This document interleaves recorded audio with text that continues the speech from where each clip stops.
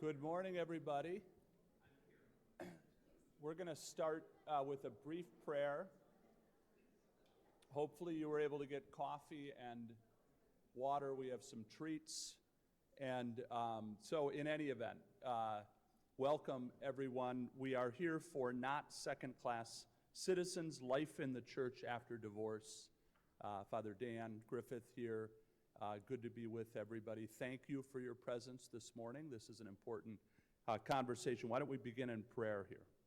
Son and Holy Spirit. Loving God, we thank you for the gift of marriage. We thank you for the gift of our pastoral ministry, our life in the church, our call to accompany all of our brothers and sisters in Christ.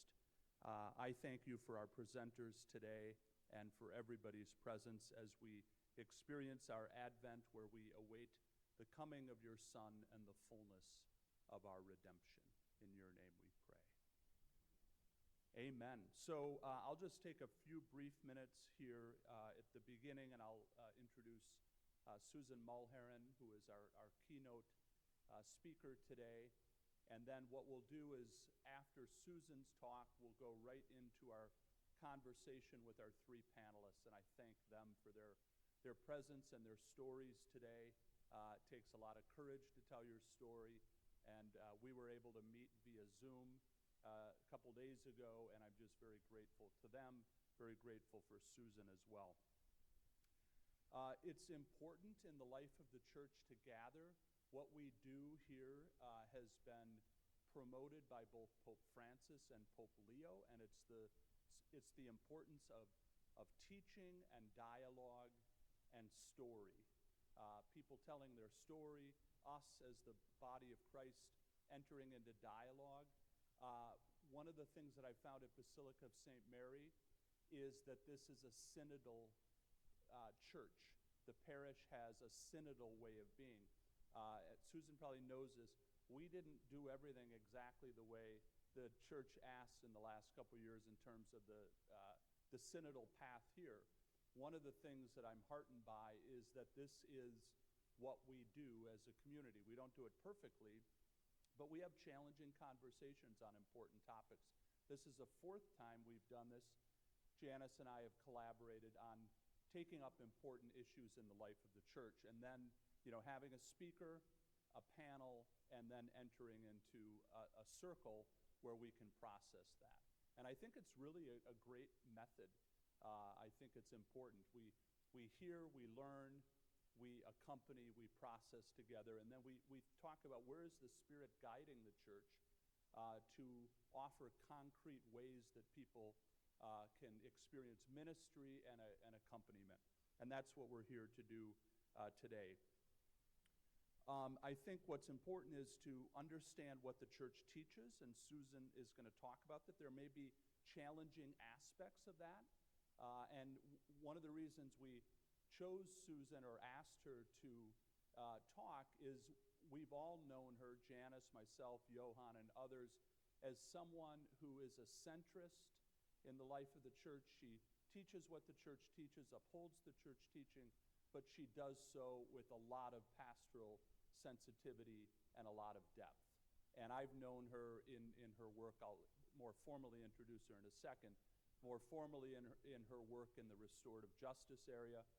She is on our advisory board at the Initiative on Restorative Justice and Healing at the St. Thomas Law School. Was just on a panel with regard to Pope Leo and Catholic social teaching. So while you may hear aspects of the church teaching that are indeed challenging, we know that all of our speakers are going to do so in a way that is uplifting and inclusive of folks. So the other thing that's important in the life of the church is to make sure that we're forming our conscience well, right? There is a teaching, it comes all the way back from St. Thomas Aquinas. We just had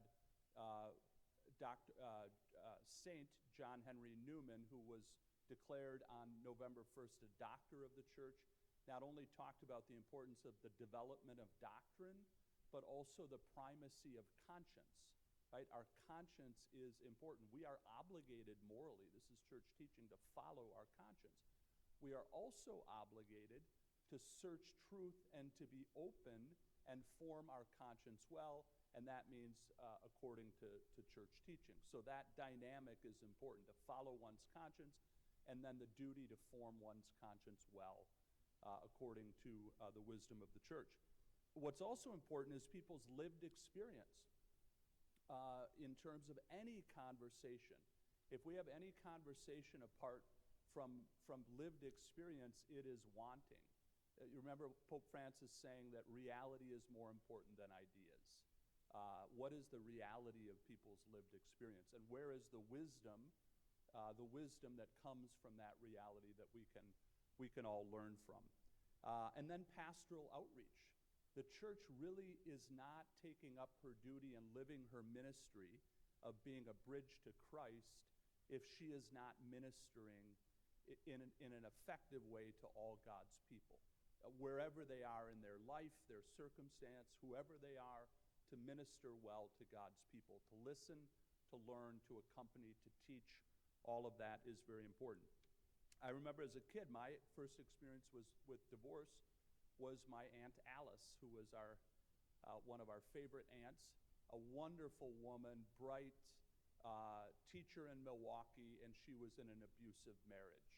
In fact, I don't think I even remembered her first husband, but it was tremendously challenging for her. She was a woman of faith. I remember my dad talking about how challenging that was, because it was early on, a number of years ago, in the life of the Catholic Church.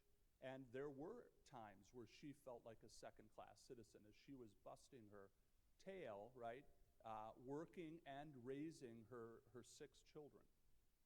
And so experiencing that. So I experienced that peripherally through her experience, and it was my first experience of divorce. She went on to have a second marriage, and she was married in the church, and it was a good marriage. They blended 2 families, but again, the experience and wounds that she had along the way marked her, and her Catholic faith was important, although the experience of living it was challenging. So that's an experience of harm. I'll talk really briefly in terms of restorative justice. It's a response, a philosophical and practical response to harm. And what is harm? Well, people who have experienced divorce have experienced harm. Now, she also experienced, my aunt, liberation, right? She was in an abusive marriage, and that decision to get divorced to protect her children, her children were also abused by some of them by her first husband. So that move was courageous. It was one of protecting her family, but also was an experience of both liberation and harm at the same time, that complexity. So restorative justice seeks to respond to harm by asking, what are the needs of those who have experienced harm? One of the reasons we've seen that restorative justice works so well within Catholic settings and when paired with the Catholic tradition is because Catholic social teaching and restorative justice are asking similar questions, are using similar values, similar principles. There's a great pairing of the principles of Catholic social teaching and the values of restorative justice. The idea of inclusive dialogue, the importance of human dignity, the importance of being open to one's story, accompanying others in their experience of harm. All of that pairs beautifully and links Catholic social teaching and restorative justice. Restorative justice is not a panacea, it's not a cure-all. A lot of elements of our mourning today are restorative. There will be storytelling. There will be a chants and circle where everybody can answer the question, and then we're called to accompany them as we're listening attentively. And it's a great way to process as well. So one of the questions we're going to ask is, and I normally don't give the questions beforehand, because you always want to hear the question, and then where does your heart say is your most authentic response. But one of the things, the first question will be, what have you heard from either Susan or our 3 panelists that was perhaps most impactful or enlightening to you as we process together what you hear? The Eucharist also plays into this, right? Because there's challenging teaching around those who are divorced and remarried outside of the Catholic Church. And the Eucharist is such a source of grace. It's our source and summit of the Catholic Church. What does it mean when Pope Francis says the Eucharist is the medicine of mercy and not a prize for the perfect? Well, how do we work that out pastorally in a way that's consistent with church teaching, but also consistent with what Pope Francis is laying out in terms of a pastoral vision with regard to the Eucharist? We also know that marriage is a gift. It's a covenant. If it's sacramental, it's permanent. It reflects how God loves us in a way that is covenantal, permanent, sacramental, sacrificial. All of those ways are conveyed in the great gift of marriage. And I've also viewed that, right? I'm not the most qualified person in the world to prepare couples for marriage, but one of the things that I tell them is that I've observed my parents who didn't always have a great marriage. The last third of their marriage was much better than the first 2/3. And in part because my mom took courageous steps to confront behavior that needed to be confronted. And so it was beautiful to see the flourishing of their marriage coming out of her faith, my dad's faith, her courage, and my dad's openness to change his behavior in a way that was good for everybody. So in any event, to be able to observe, we're going to also ask a question about our experience of marriage, either directly or peripherally, secondarily. What has been your view of marriage, and what are some images that you take from that? When I think of couples who live out marriage to the full, maybe not perfectly, right? I've never seen a perfect marriage. There's a partnership. There's mutuality. And that's the word I used to kid my brother and my sister-in-law, because my brother has a strong personality, like I've been known to have. And I always talk when they're equal partners, and they'll push against each other at times. They compromise, they challenge, they lift up, they accompany one another, and it's a partnership. Some of you have experienced divorce, and perhaps a lack of partnership, a lack of mutuality. That can often be the case when couples struggle. The other reality that we talk about with couples, preparing couples for marriage, is deal with your family of origin issues. There's good that we take from our families, and there's challenging and wounds that we take from our families. All of that is important for couples preparing for marriage. And I would say when divorce happens, sometimes it happens because people haven't attended to the wounds from their family of origin, and it comes out in ways that inhibit the good of marriage. Okay, enough from me. Let's hear from our wonderful sources of wisdom today. Susan Mulheron is Chancellor for Canonical Affairs for the Archdiocese of St. Paul and Minneapolis. She is really nationally and internationally known in the canonical procedures and canonical law in response to clergy abuse, survivors, and healing. And I had the privilege of working with Susan. It was a very challenging time in the Archdiocese in 2013, 2014. And with all due respect to the folks in Northern Ireland, I refer to those times as the Troubles. It was a really challenging time. But what we saw is light came out of the darkness. Susan early on, and a couple of other women civil lawyers, one woman civil lawyer, were very focused on how this was affecting survivors.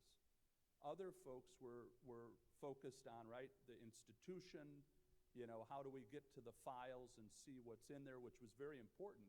But Susan and others were focused on how is this impacting people's real lives? How can we be a source of light and healing for those who have experienced abuse and a lack of accompaniment by the church? So I was inspired early on working with Susan.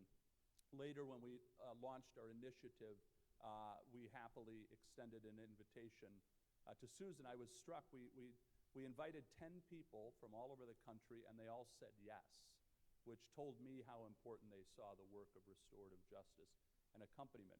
One of the amazing things, so Susan has been working as Chancellor for Canonical Affairs in the diocese, and she might briefly explain what that is better than I would, since 2013, but she's also done a lot of outreach to other dioceses and has done international work in that area as well. And we're excited about what the future holds, both in terms of restorative justice, but also restorative justice and canon law. One of the things that most amazes me about Susan is not only her generosity of spirit, how often she says yes. She's has her spouse and a daughter, and in the midst of her full-time work, her family life, she got a doctorate from Rome in canon law and defended the doctorate in Italian. So, just stop for a minute, right? Mother, wife, consummate professional, woman working very effectively in the church, and then is able to obtain a doctorate in canon law in another country in another language. So, in any event, without further ado, Susan Mulheren, if we could welcome her and thank her.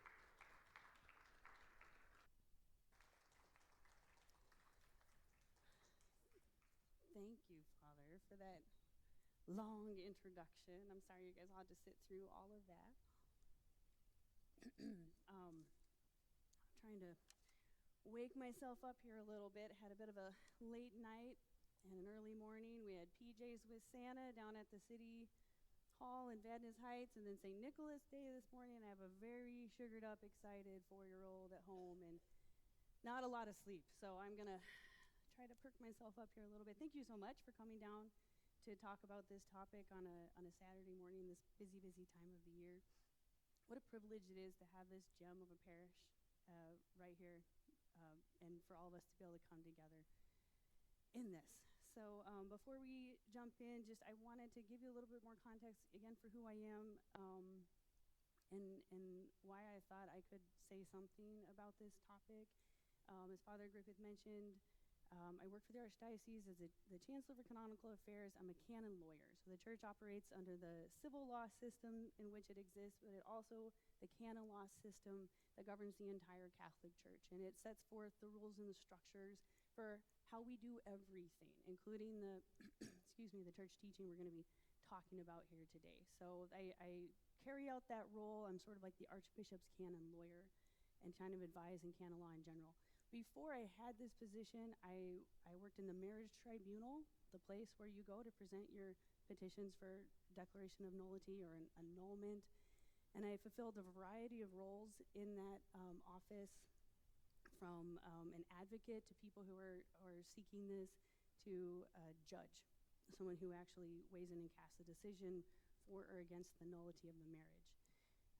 And I completed, before I took on that role, I completed a master's in theology down at the University of St. Thomas. And then, like Father Griffith said, I went and got my canon law degree. I am married. Sorry, I'm trying not to be distracted by that.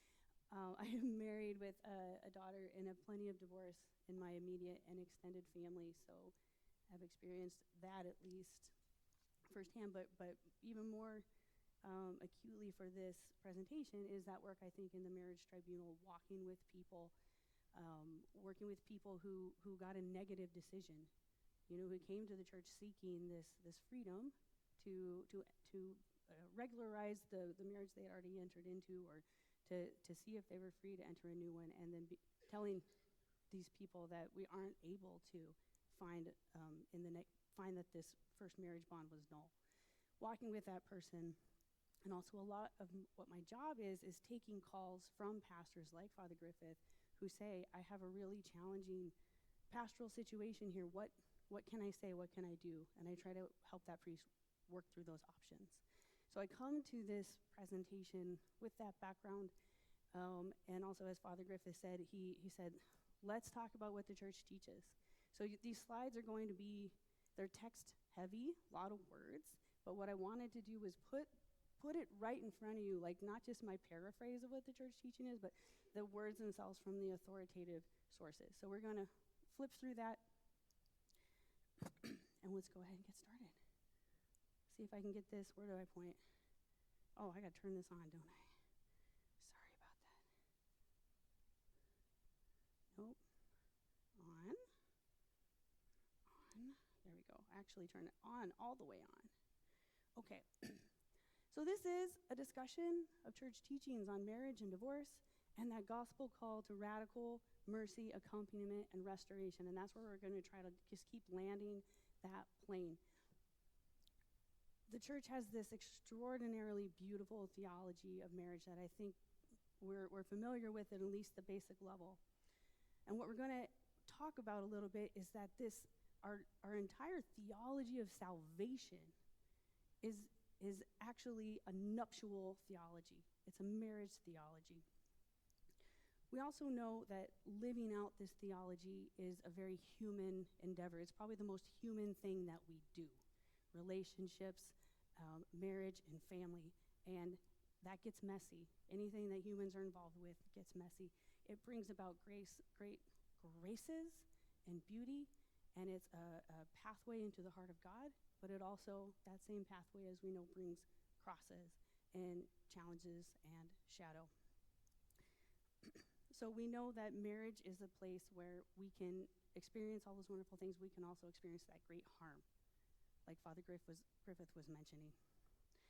So then we have these people who have these deeply painful experiences of that human side of marriage, and then they can end up coming to the church and then having that harm compounded again. Coming to the church seeking that healing, that accompaniment, that restoration, that mercy that we're talking about, and finding, like we're going to see on one of these slides, this coldness, this like, well, you don't fit. You don't fit into the paradigm that we have lined out for what is, how marriage is to be lived. Therefore, come back when you have got it all fixed. So we're going to acknowledge that as a source of harm in a very common experience in the church.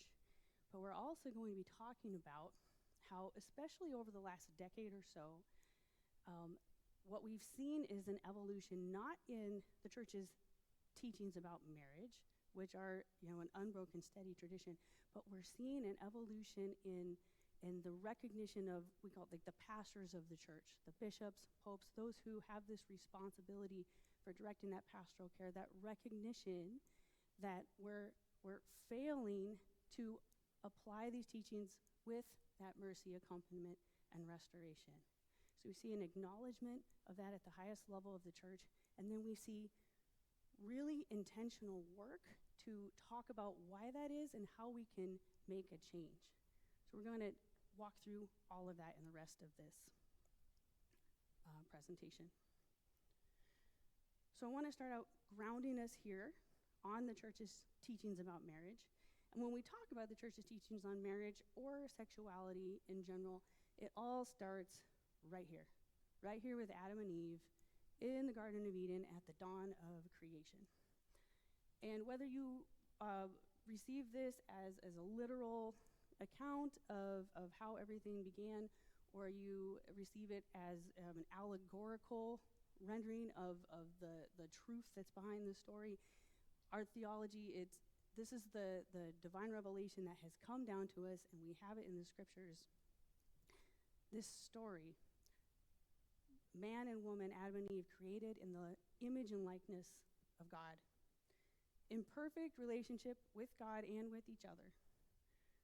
We hear it in Genesis, Adam recognizes Eve and he says, "This is the bone of my bone and the flesh of my flesh."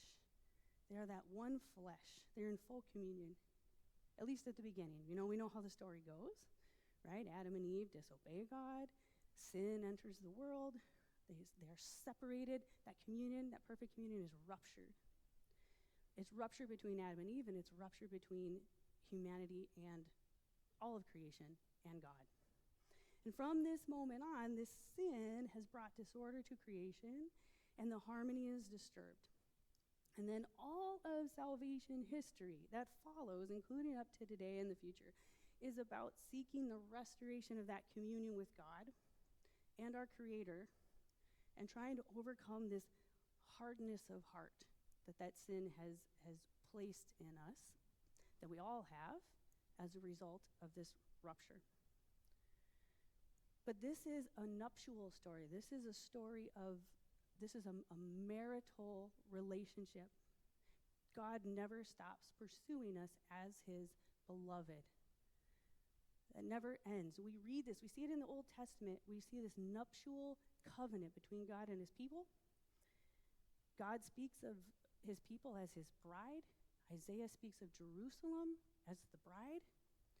We see it throughout the Hebrew scriptures when they talk about the Messiah, that coming of the Messiah is the day of the wedding feast of the Lamb. The end of creation is the wedding feast of the Lamb. Have you ever heard that and wondered, like, what?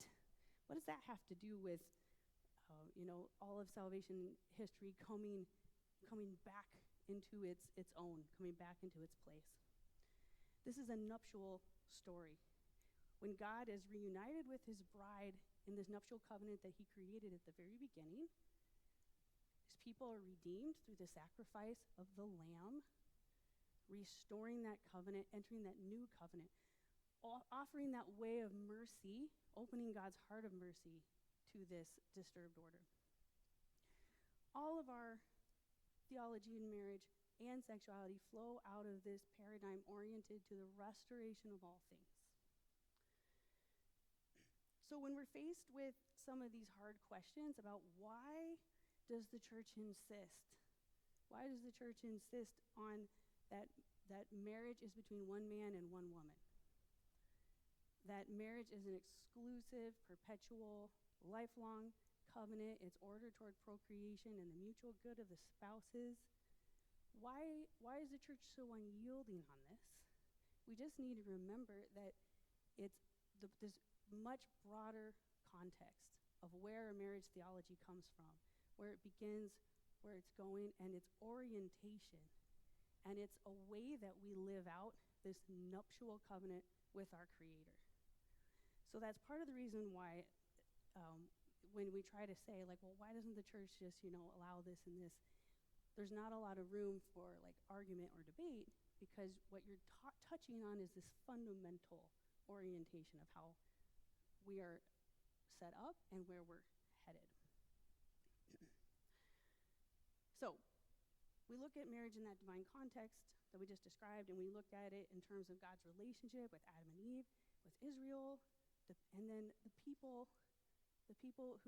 fallen people who put Jesus to death on a cross. We're that people here today. We see this presence of sin and fallen humanity, and that results in this marital covenant with God being wounded again and again. Our participation in this covenant is one of continually falling in this covenant.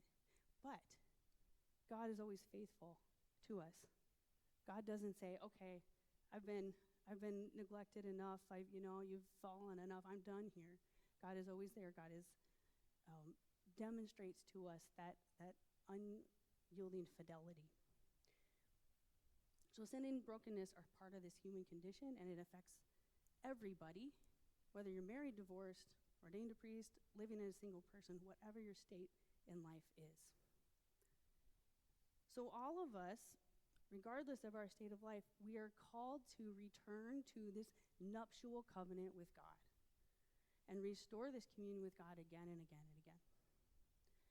And I wanted to just touch on this point before we go any further, where Pope Francis, he wrote a book called this, The Name of God is Mercy.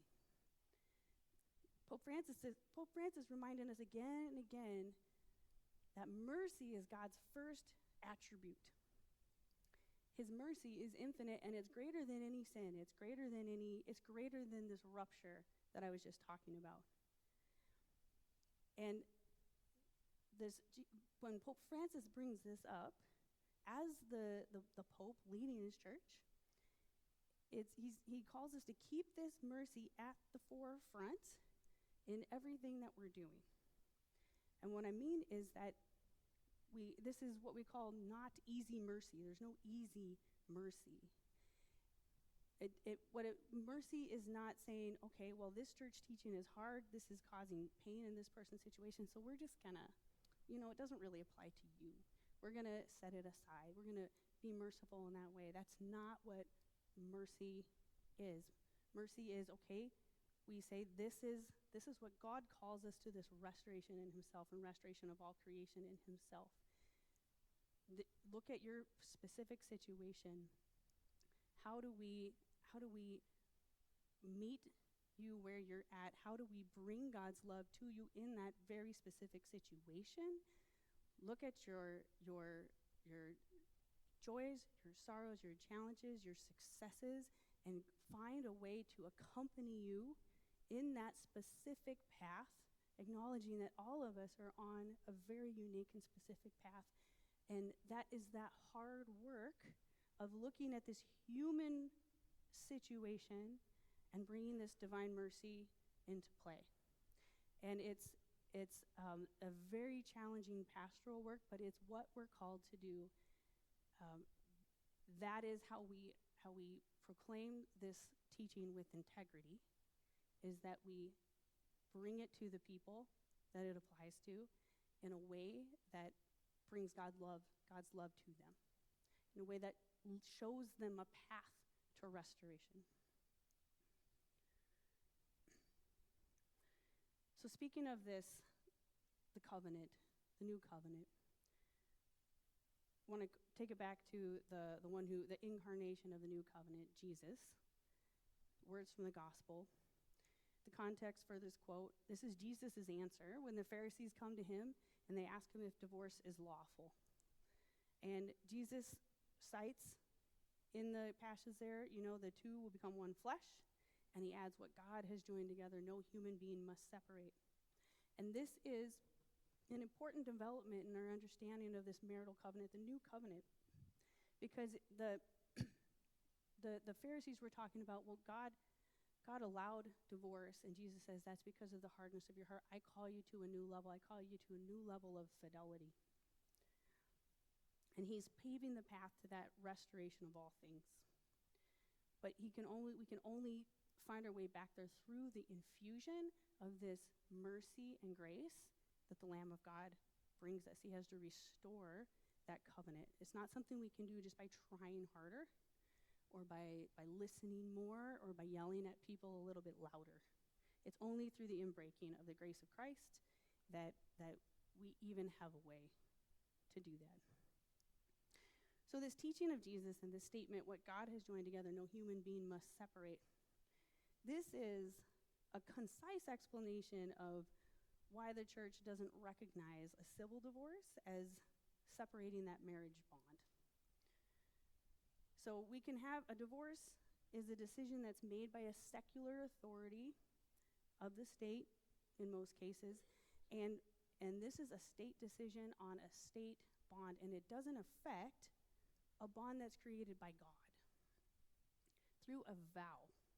That's what, when we talk about marriage vows, a vow is something that you make to God. You promise this to God, and God seals it. And that's why we have this unbreakable covenant between spouses. So when I help people who are going through the marriage nullity process, I cite this passage as a way to try to explain how the church's annulment process is different than a secular divorce. So a divorce recognizes the validity of a marriage contract in the state, and it says, okay, as of this date, that contract is terminated.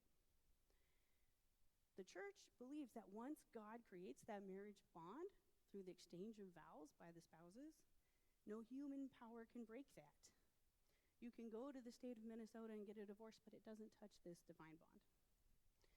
But what we can do, and what we do at the tribunal, is we can examine closely the circumstances in which that marriage was entered into, in which those two people stood there and made that vow before God.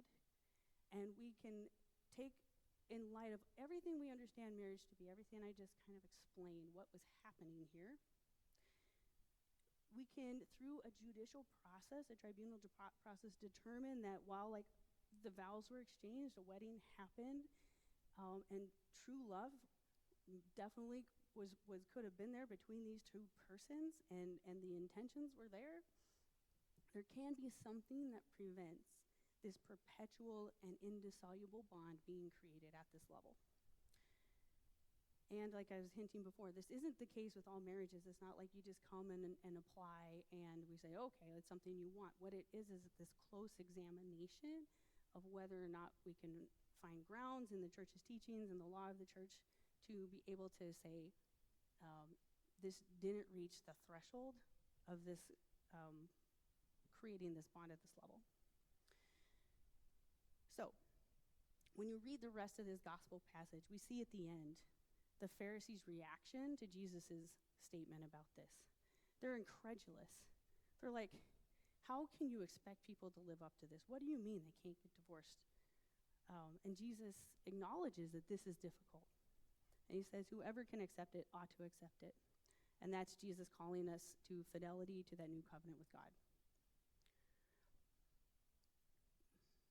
So we see Jesus' teachings here to the Pharisees, and also his first miracle at the wedding at Cana, and the connection that experience has to the sacrifice of the Eucharist, and bringing this whole of creation back into that ultimate restoration. These are the bases for how we as a church establish that marriage is a sacrament in the Catholic Church. So, what does all this mean for us? The words are pretty clear. Does this mean the church demands or expects that every marriage is going to last? Of course not. And the church will never require someone to remain in a harmful situation just because, Jesus said so. That's not what this means. It just means the bond remains. So the bond remains. What do we have to do when the circumstances of life create a situation where living in a marital relationship is not the right thing to do? Again, sorry for this big garish slide. This is, and it's kind of hard to read the pink, this is from the Catechism of the Catholic Church. It's number 1649. And this is where it talks about separation of spouses during marriage. And it says in certain cases it is actually permissible, not just tolerable, but permissible. It's okay for spouses to live apart if reconciliation or living together is not a good situation.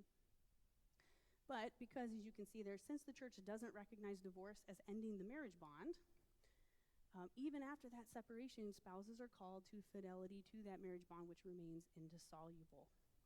So that means, as it says, the parties are not able to enter into a new marriage that's recognized by the church. So you see here this reminder that separation and that civil divorce doesn't affect that bond of marriage created by God. And we can acknowledge this here as a challenging teaching of the church that can be very painful to accept. Does the church really want people to just, it didn't work? Sometimes, it's completely not the other person's fault. This can be a situation of absolute abuse. Does the church really mean like, well, you had your one shot and it's over? Have fun being lonely. That's not what the church means. I know that's how it can feel, and that's why we're here today to talk about. So what are the options if reconciliation isn't possible?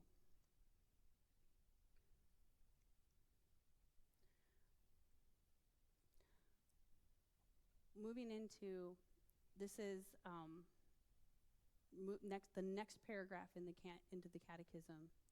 So what is the situation for the people who are divorced, do not obtain a declaration of nullity from the tribunal, but then seek marriage outside of the church? We can read it here. It acknowledges, and this was written actually in like the early 90s, and it hasn't changed since. Today, there are numerous Catholics in many countries who have recourse to civil divorce and contract new civil unions. The church maintains a new union cannot be recognized as valid if the first marriage was. If the divorced are remarried civilly, they find themselves in a situation that objectively contravenes God's law. We're going to talk more about that phrase, objective, in this context. Consequently, they cannot receive Eucharistic communion as long as the situation persists. For the same reason, they can't exercise certain ecclesial responsibilities. Reconciliation through the sacrament of penance can be granted only to those who have repented for having violated the sign of the covenant and fidelity to Christ, and who are committed to living in complete continence. Continence meaning, no sexual relations. This is the tough teaching. It's right there in the catechism. This is Jesus' hard teaching coming back to us here. So the church sees this situation where a person remarries without that first marriage being declared null or ending in the death of the other spouse, ending in some other way. Why is this considered this objectively contravening God's law? It's because, you are still bound to this marriage bond over here. And so it's as if we're trying to be married to two people at one time. And that, objectively speaking, don't think about any of the motivating factors that motivate a person to be in this situation. If we just think about that basis and that story of Adam and Eve and that fidelity, that covenant, the way God has set up the order, you can see how, without considering any of the subjective factors, the human factors here, I can see how that makes sense. That makes sense. I'm married, I have a bond sealed before God to this person, and I leave that and I try to enter into this new bond at the same time. That doesn't work with the math of how this goes. I'll take your question after, if that's okay.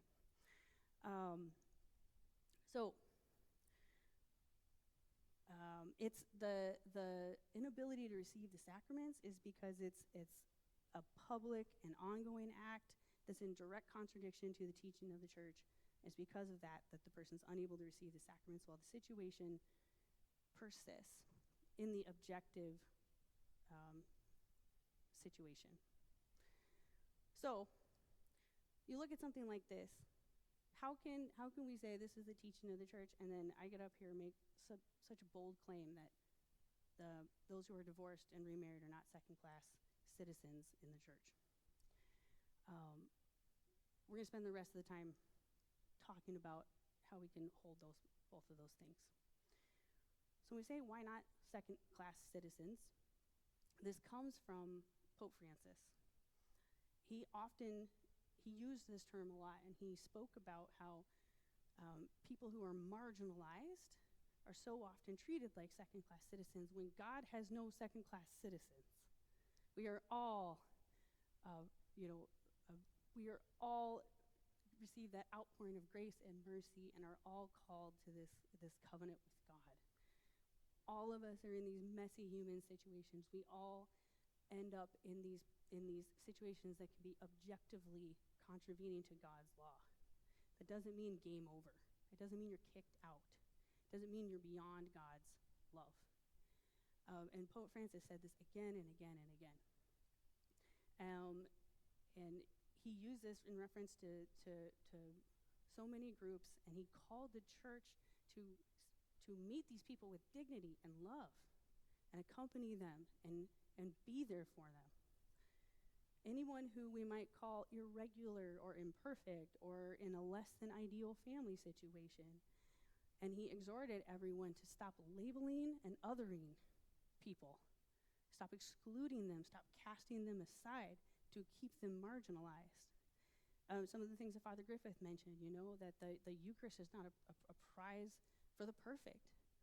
Pope Francis was elected because he gave a brief speech right before the conclave where he called all the cardinals and he said, we cannot be a church that's insular, focused in on ourselves.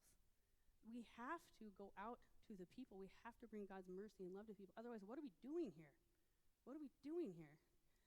And the cardinals were very inspired by that. They're like, he's absolutely right. Let's make this guy Pope.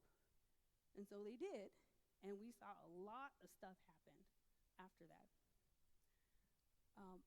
This was a quote that he gave us several iterations of when he's talking about those who are divorced and remarried outside of the church. And he said, these persons are by no means excommunicated. They are not excommunicated. they should absolutely not be treated as such. They are still a part of the church. Okay, great, but what does that mean? What does that mean in terms of what we just saw in the catechism and access to the sacraments? How can we hold both of these at the same time? Excuse me. He went on, so in one of the places where he gives this quote, he keeps going, and he says that these situations, these family situations, require careful discernment and respectful accompaniment, and language or conduct that might lead these people to feel discriminated against should be avoided, and they should be encouraged to participate in the life of the community.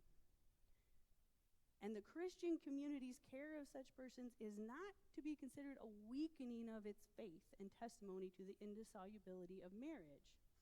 Rather, this care is a particular expression of our charity. So you see what he's saying. He's saying we don't need to change the teachings of the church to walk with these people and show them God's love and dignity and care and welcome them into the church and bring them into full participation in the life of the church and help them wherever they are, whatever they need to continue on that path of restoration. As we all are on this path of restoration, we all need certain things to become closer to God. What is this particular situation, these particular people need that the church can offer? So I mentioned Pope Francis got to work. 6 months into his pontificate, he announces an extraordinary synod on the family. And that synod happened in October 2014 and 2015. While these synods are going on, he calls an extraordinary Jubilee Year of Mercy. And this culminates, there was a lot of documents that were written as part of this. There's 100,000 words, probably more, written on all of this stuff that came out of all this work that happened. But kind of the crowning jewel of all of it is this 2016 apostolic exhortation, Amoris Laetitia, and translated in English as the joy of love. This is everything that I'm talking about for the rest of this. It all comes from Amoris Laetitia.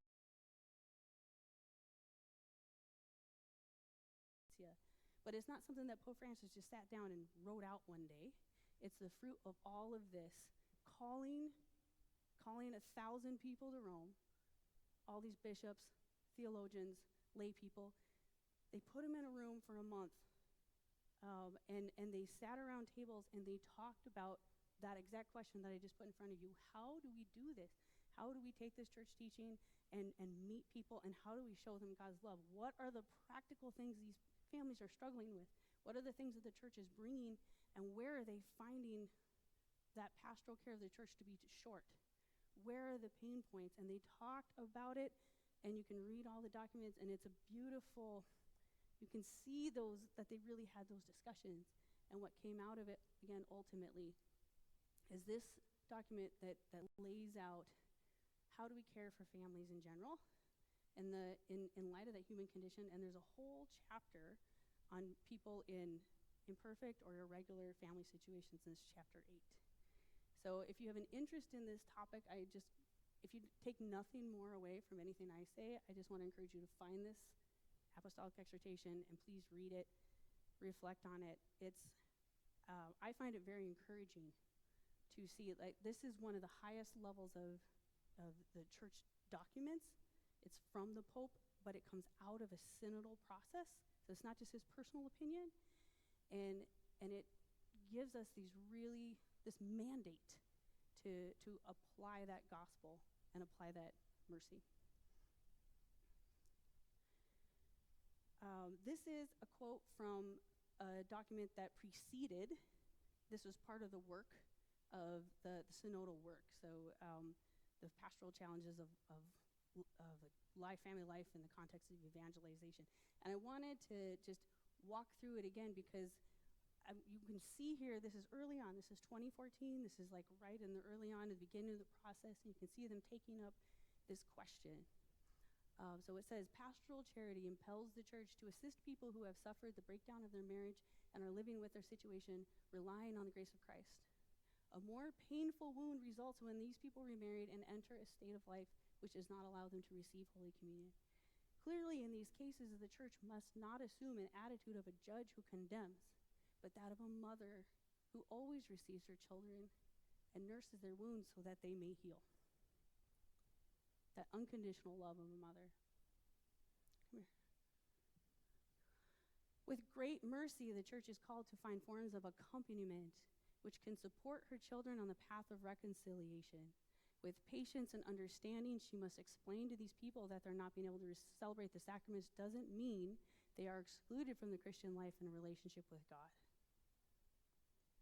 So what I love about where this is going is it doesn't say, you just need to get through to these people. You just need to make sure they understand the truth with a capital T.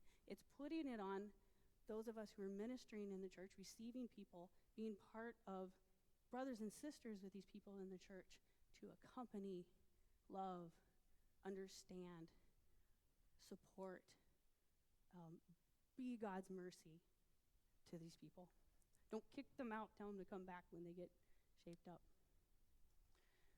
This quote here in the background, you can see the bishops.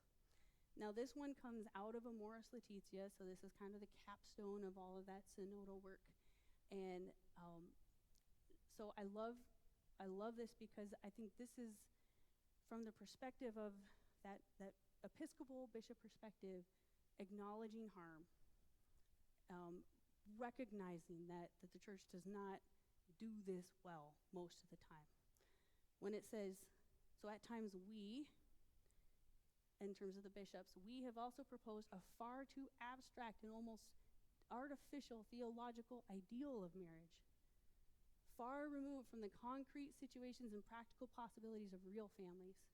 This excessive idealization, especially when we have failed to inspire trust in God's grace, has not helped to make marriage more desirable and attractive, but quite the opposite. I was impressed by that level of recognition.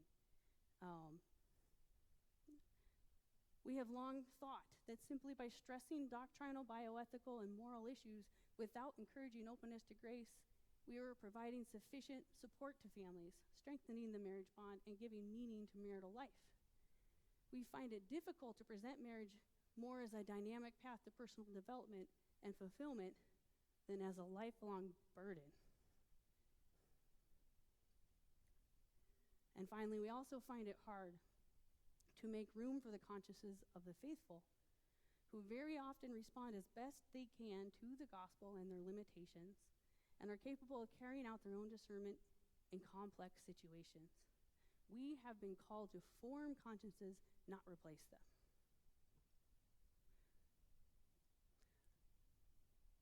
I find that I love reading this because I'm just like, thank you. Like, and again, this is right there in Amoris Laetitia. It's at the high level of teaching in the church.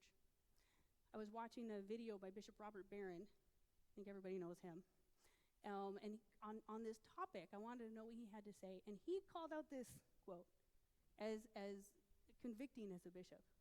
And he said, this is true. And that this is what Amoris Laetitia is all about. And this is what we as bishops we really have to think about how we're going to turn this around. Getting toward the end here. Just a couple more quotes that I want to pull out here. This is all from Amoris Laetitia, where it says, the way of the church is not to condemn anyone forever. It is to pour out the balm of God's mercy on all those who ask for it with a sincere heart.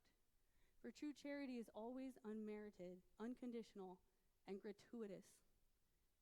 Consequently, there is a need to avoid judgments which do not take into account the complexity of various situations, and to be attentive by necessity to how people experience distress because of their condition. And this is in chapter 8, which is all about family situations.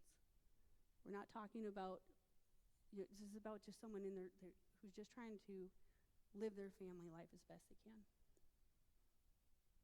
It is a matter of reaching out to everyone, of needing to help each person find his or her proper way of participating in the ecclesial community, and thus to experience being touched by an unmerited, unconditional, and gratuitous mercy.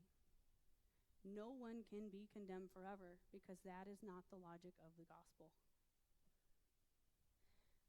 So if you remember, we talked about that objective state. That's that quote from the Catechism, which says, because of this objective reality, access is not possible. But what we're starting to see is, okay, yes, that is the objective reality, but what is the subjective reality? What is the subject? Okay, once that occurs and a person is in this state, is there nothing that can be considered when we're thinking about how this person can relate to the body of Christ and the church and the sacraments? Is there nothing? What does mercy look like in that? And the application of mercy is always that subjective situation. That's the point. That's what mercy is it moves you from the objective to the subjective.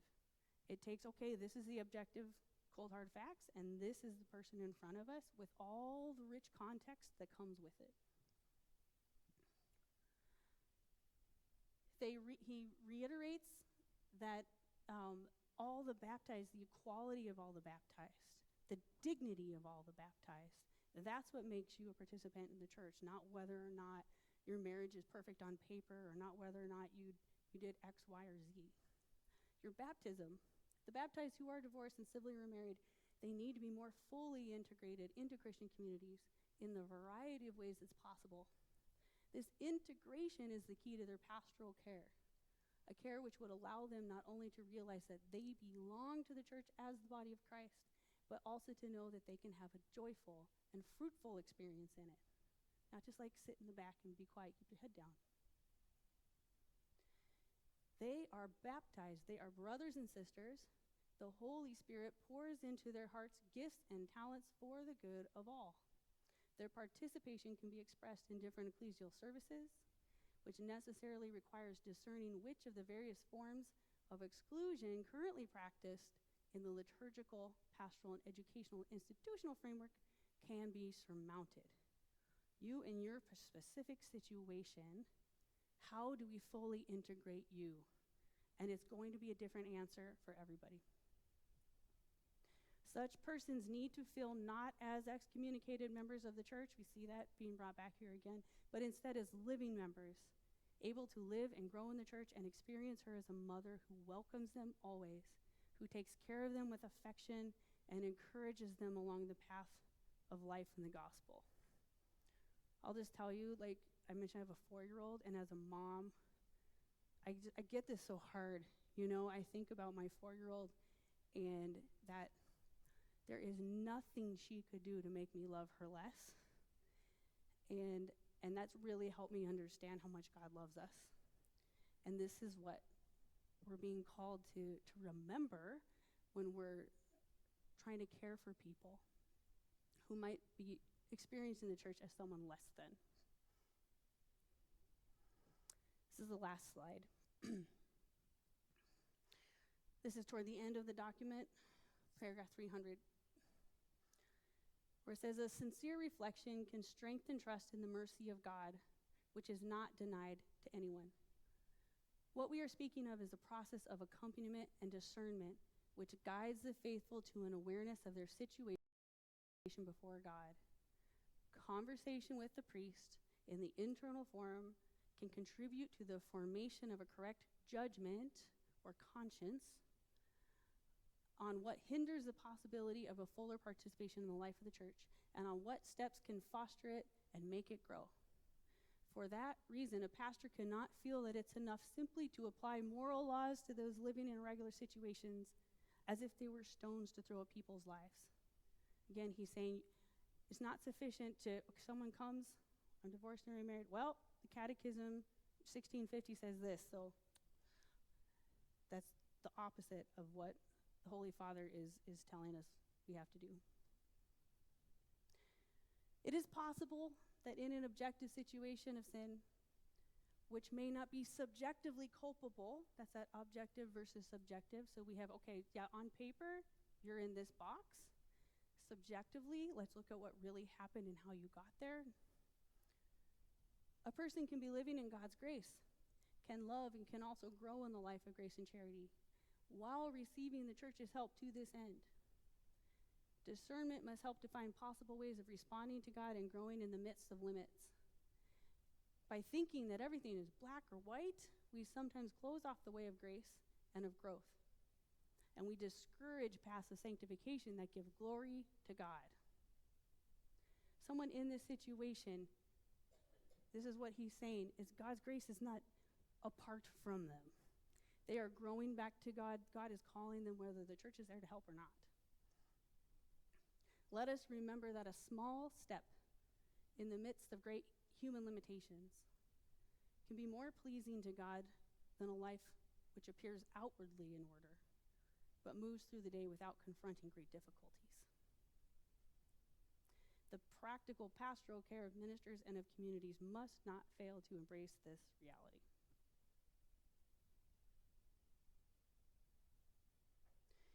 And I'll just close from, this comes from going back to the very beginning of Amoris Laetitia.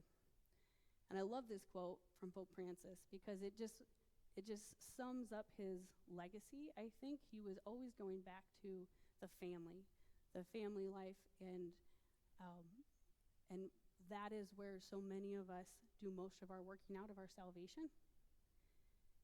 And he says, everyone is called to be a sign of mercy and closeness wherever family life remains imperfect or lacks peace and joy. We are called to love and cherish family life, even family life that doesn't fit that objectively perfect description. For families are not a problem. They are first and foremost an opportunity. It's an opportunity that's never fully lost. And that's the conclusion. So, actually, I was going to say we have time for, we're not going to take questions now, if that's okay. Are you? Oh. Okay. Well, what we are going to move into now is a panel of people taking this objective, beautiful